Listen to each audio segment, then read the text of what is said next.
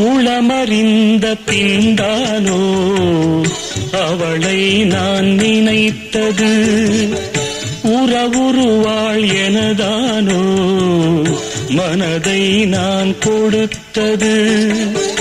உயிரிழந்த கருவை கொண்டு கவிதை நான் வடிப்பது, உயிரிழந்த கருவை கொண்டு கவிதை நான் வடிப்பது.